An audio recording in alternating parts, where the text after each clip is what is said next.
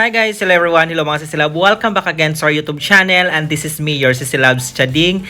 And for today's video mga Sisilab ay update ko na kayo sa naging resulta doon sa trinay natin na pang Brazilian, which is the Magic Brazilian Treatment. At sa mga hindi pa nakapanood ng aking review doon sa Brazilian na ginamit natin or trinay natin, which is the Magic Brazilian Treatment, tingnan nyo na lang po or hanapin nyo na lang po sa video section natin mga Sisilab para makita nyo ang naging process natin doon. So, bali ito po yung status ng buhok ng ating client before natin siya ma-applyan ng Magic Brazilian Treatment. So, ito naman ang naging result ng ating ginawang process ng Magic Brazilian Treatment mga Sisilab. As you can see, napaka-smooth, silky, and straight ng kanyang hair. So, panoorin nyo po ang kanyang magiging after wash result kung magiging ganito pa rin po ba siya or kung meron po bang pagbabago sa buhok ng ating client. Kung ito po ba ay magiging have or wale. At kung excited ka na makita ang kanyang after wash result mga Sisilab, let's get started!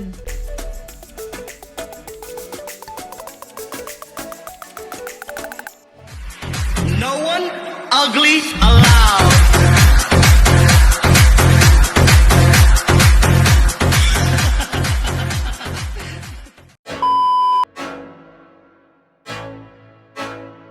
There you have it mga Sisilab. So ito na po ang naging after wash result mula doon sa ginamitan natin na Magic Brazilian Treatment. As you can see, kung ano po yung nakita nyo doon sa after the process ay parang walang nagbago kahit napaliguan na yung buhok ng ating client.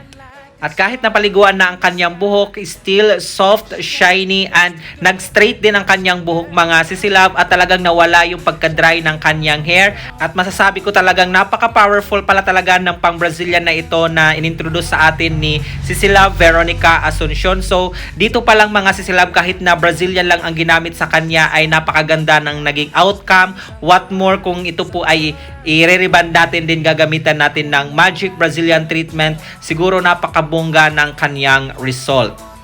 Talagang napawaw ako sa result niya mga Sisilab. So itong pang Brazilian na ito ay maganda rin siyang gamitin, lalong-lalo na kung ang buhok mo ay bugbog na sa bleach or napaka-treated na. So napaka-perfect ito na pang treatment para ma-reduce ang kanyang damage.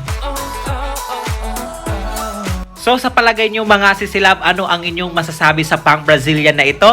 Kung napanood nyo na yung ating naging review at dito sa ating after wash result, ano ang inyong masasabi? Comment your thought below.